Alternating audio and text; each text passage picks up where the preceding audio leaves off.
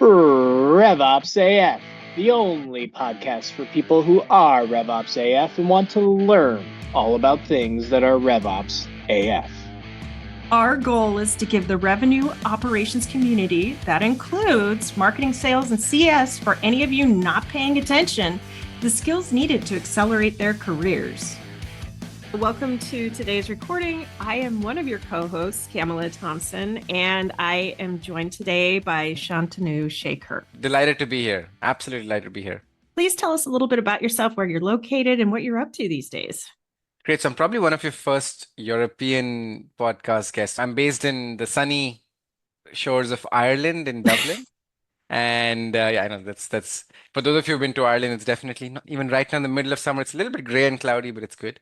I've been in SaaS and the RevOps space for the better part of a decade now, and I've literally just started a new job less than a month ago at a German HR tech company called Personio. Before this, I was at a company called Gong, which some of you hopefully have used from the for just your revenue intelligence. And then before that, for about 5 years, I was at LinkedIn, where also I was driving more European operations. Between the two jobs, I've been in a couple of smaller startups, but yeah, excited to be here. And we connected at RevOpsAF 2024, and I hear you may be speaking in Berlin in June 2025. Well, no promises, but really looking forward to that. And I think the good thing is I do think the San Diego event was just incredible. I think, as I probably mentioned to you, Camila, I think there's a lot to live up to in the next year for the events that are going to happen.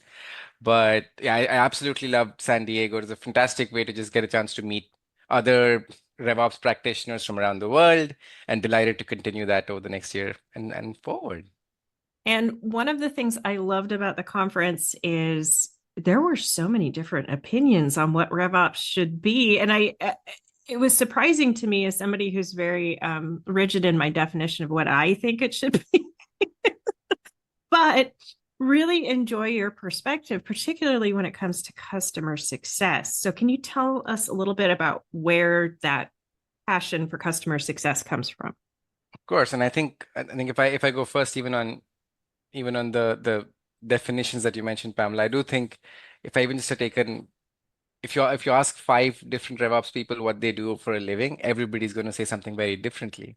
Mhm. And the challenge or opportunity for me on customer success specifically is that even the customer success space, the way it's been defined, is relatively new. RevOps is relatively new. Again, I'm talking about the context of how long tech companies have been around. And I think it's almost the merger of both is quite interesting to me. So while I've been in RevOps for the last several years, like I mentioned, close to a decade, the part which has been always very interesting to me is, at the bottom line, it is all about making value for our customers. And that's what RevOps teams are helping drive, whether it's making the customer lifecycle more efficient, getting the talent to be more effective. But in the end, it's all comes back to the customers.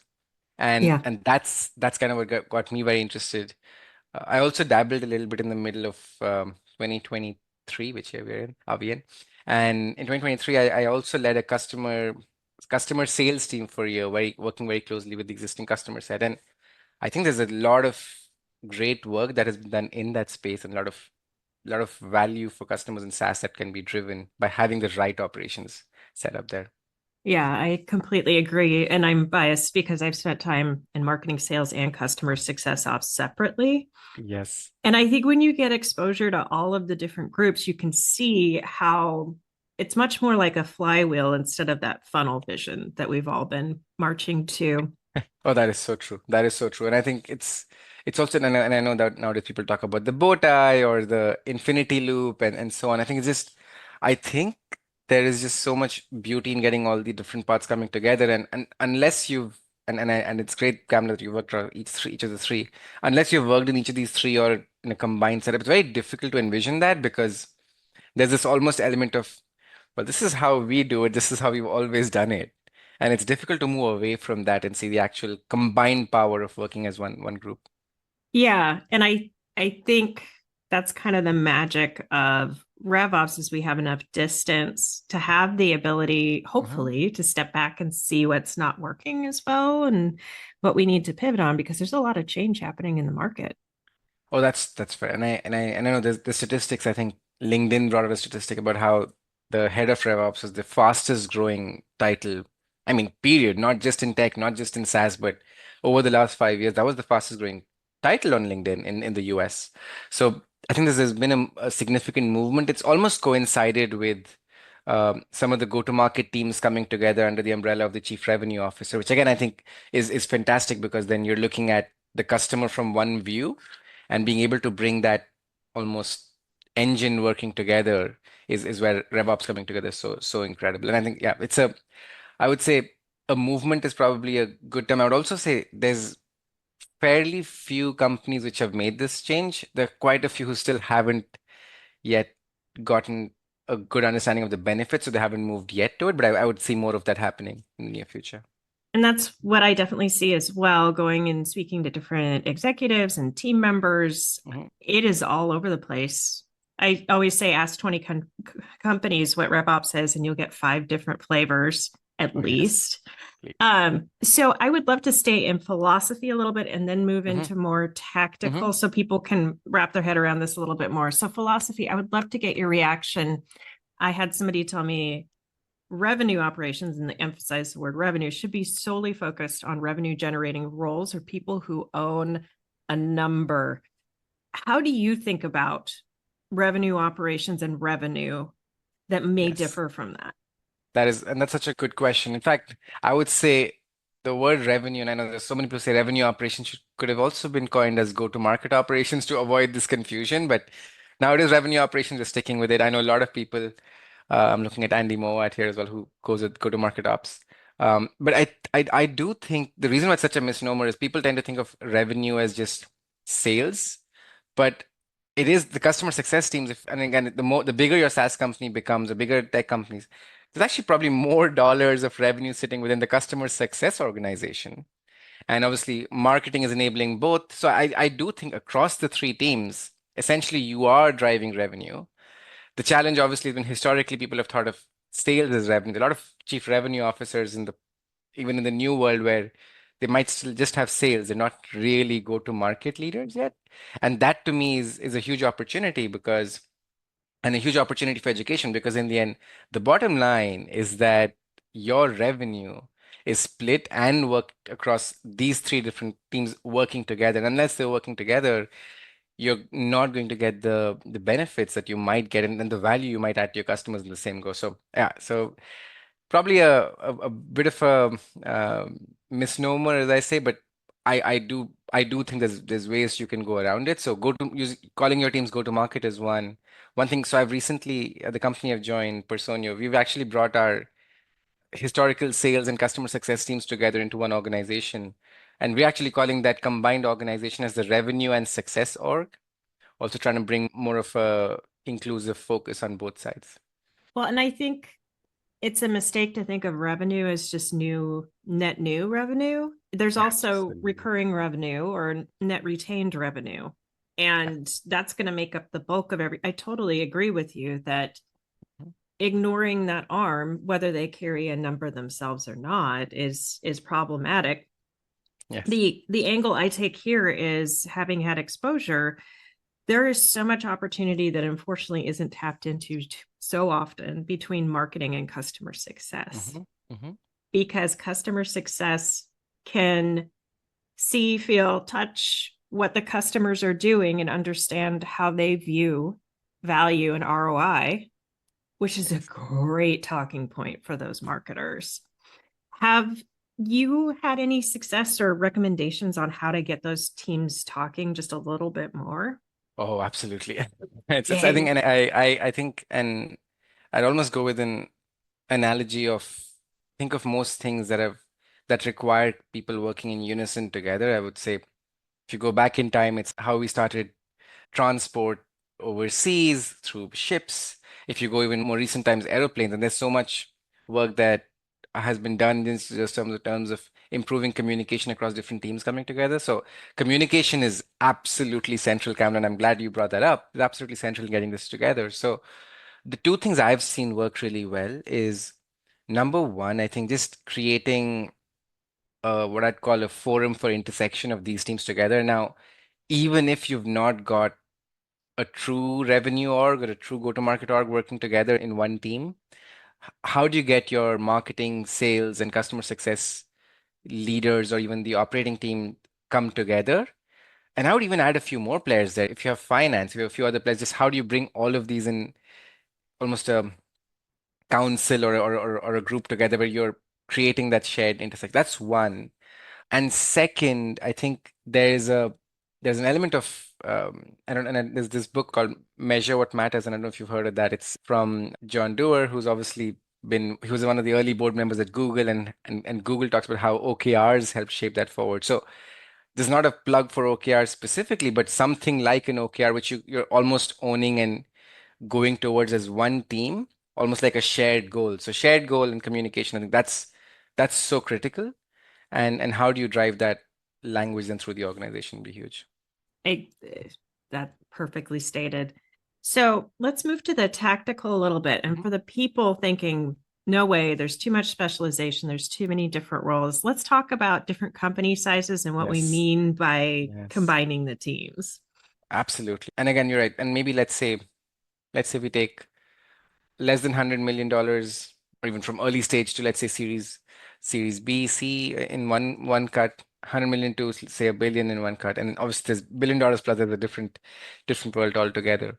I would say in early stage companies, and this is where and in fact I've spoken to a few people who've recently started in a Series A or B company saying, this is fantastic. I don't have any tech debt to worry about, or minimal tech debt to worry about. No, they're making it.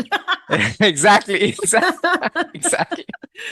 It's all good intentions and it's right for the time, but Exactly. as you change. But it is, and again, to your point, and the good thing is they have a blank canvas in front of them, right? So there's so much value. So for a company, let's say, which is in that, I'm saying less than 100 million, maybe I should be even more, say it's less than 20 million ARR.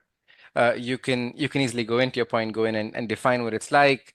Most likely the teams are anyway working a lot closer, but trying to formalize and create those operating rhythms which will lead up and build for the future is great. And then it's trying to figure out who you're hiring. If you're building a RevOps team at that point, have you got the right focus, not just on the new business side? Maybe you have a Salesforce admin, maybe you have a few other pieces, but how do you get someone who's looking across the entire customer life cycle and trying to optimize for that piece? Second, who's looking at the talent lifecycle, trying to optimize again across these orgs together. So that's one. The moment you get to a little bit bigger, and in fact, I think there's a sweet spot between, say, 20 and 100 million, where you've become big, and some companies could be quite long in terms of their age at that point. They could have been companies around for multiple years. They might have had a very strong or huge CRM implemented. Uh, there might or might not be a good connection between that and your marketing systems, your customer success systems all coming. If you have a few already, again, hopefully you've not.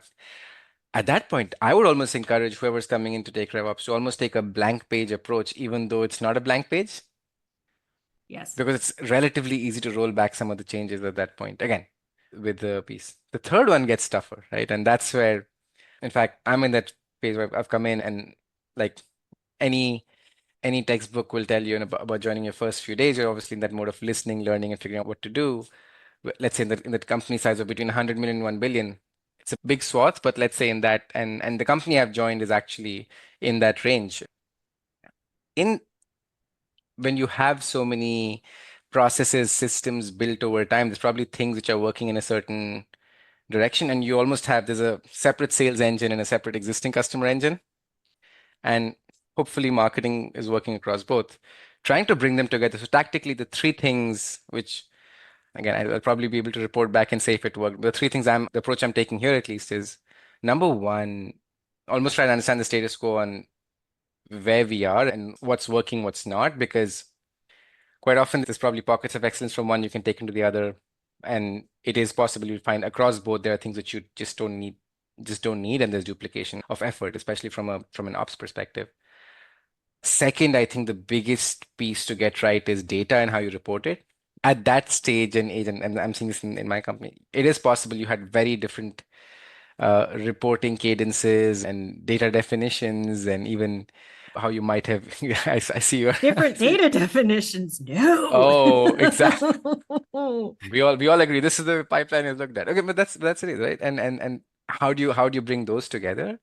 And it's a lot tougher to approach that from a blank page piece because people are obviously wedded to their own definitions.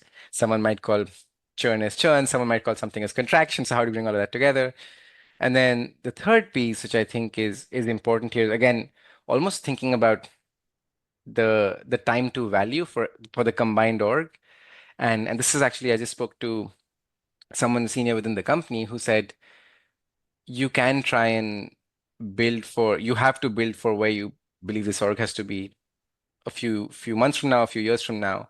But 6 months later, if you've not taken some bold decisions, there are going to be very probably some people who will be happy and some who won't be. But you have to try and figure that out. And what I mean by that tactically is what's the handoff points? What is the right loads? And again, think about the entire org in almost as a zero-based budgeting piece where if there were X dollars being spent on new business sales, Y on existing, is that the right model? Do you need to think about those ratios? How do you change that? What's the efficiency? And again, from a operating rhythm perspective, what's the right cadence across each? So those are things and questions which you might need to balance. But yeah, like you said, it's a process. It takes time. That's fantastic. And if I could reach through the microphone and talk to whoever's hiring revenue operations initially, revenue operations is not one person managing all the systems. Ooh, yes. So I think that's why we get that knee-jerk reaction from even a lot of revenue operators. No, that's too big of a job. It is. Yes. So I think it's hypercritical to realize there will always be need for specialization. We need marketing automation specialists. So systems are weird. We need them to talk to the CRM admin. Yes. It works to have them under an umbrella with dotted lines to the people they're supporting. Absolutely. But please don't think of this as me in particular saying this should be one person. Totally agree. And I think I love what you said there, Camela, because it's almost the actual org structure for that team. If I think about their it's almost specialization has to meet scale. And what I mean by that is essentially and again, we're talking about, let's say a team which has a relatively decent number of systems. Of course, you mentioned marketing, I think has 10,000 plus systems now in the tech stack. I think it's more. I think they went now. topped 11. Yeah. There you go. Exactly. So you need someone who has that experience and expertise to understand that and how that then leads into, say, contact data, all the data that's coming in and how that flows in. So you might need to have an expert there. You might have someone with, let's say you're a CRM admin or a CRM expert and a few others. If you're working with a CS system like Gainsight and so on, you probably have some, but how do you bring them together into one, let's say a systems team? So again, within that RevOps umbrella, you might have, and I've seen different versions of it, a centralized operations team which has systems, might have some processes piece, you might have compensation, but so they're all in analytics and they're all in one org. Then what I like to call it field operations, which is more the team which is working closely with the stakeholders. So working closely with the head of sales, marketing, customer success, and so on within their leadership team, but being very close, maybe someone with a expertise in acquisition, someone in with, so you create, but again, you have those specialists again in one org. Again, depending on the size and scale of the company, you might have fewer people dividing up the responsibilities, or having a double hat to wear, but you create those specialist pods. And I think the challenge to your point is the moment you expect the same person to be working on system A, system B, system C, nothing will get done. And then you'll just see band-aids for growth across the company. And burnout. Epic burnout. And burnout. Yeah. Wow. Well, that was all really powerful. And I'm wanting us to end on that note, if that's okay with you. Or do you want to add anything before we close out? No, I think it's great. I think the one thing I'll probably say, whether the revenue operations team is a team which is a one-person shop, a five-person team, a 15-person team, or bigger, we didn't even talk about the billion-dollar plus companies. The two main things I think which are very important for this team, and again, whoever's deciding how RevOps is set up, I think number one, giving them the opportunity to almost build a roadmap the same way most product teams do today. And I think giving them the almost free reign to be able to define that versus always throwing more ad hoc asks and their way. I think that's one, and almost having the patience to work with that. And second, for the team itself, and I love the word proactive a lot, being as proactive as they can to understand the full customer life cycle, identify gaps, even in teams where you have sales ops and CS ops working together, there's nothing stopping them from working together, right? So how do you, even if they're different orgs, how do you proactively bring this together? So that's the thing I would think about, which is number one, roadmap and freedom from the stakeholders, and second, proactivity from the team itself. Oh, and dare I dream. So something I've seen really smart on the marketing side is companies can't afford the experienced CMO early on. So they're bringing in fractional. Maybe Yes. there's a huge opportunity here to bring in a fractional revenue operator who's had touched and felt all of those different functions to coordinate the efforts. What do we think? That would be incredible. And I think you'd probably see a much quicker glue between the proper revenue function then. Yeah, and you'd be avoiding a lot of tech debt downstream. Oh, I may have to hang up a shingle and see if it works. I think you just cracked. It's almost like solving world peace, Camela. You've got it. Yeah, of course, it's much more complicated than that, but I like to think. So, Shantanu, thank you so much for being here. Can you tell people where best to network with you? Thanks, Camela. So I'm an ex-LinkedIn employee, so I'm very active on LinkedIn. That's probably the best place. In fact, I know we also probably message more on LinkedIn than me getting back anywhere. So yeah, that's the best part. Sorry, and of course, second place, I'm very active on RevOps Co-op on the Slack channel. For anyone who's in RevOps on the Slack channel, that's a good place to connect as well. Thanks so much for tuning in to today's episode, everybody.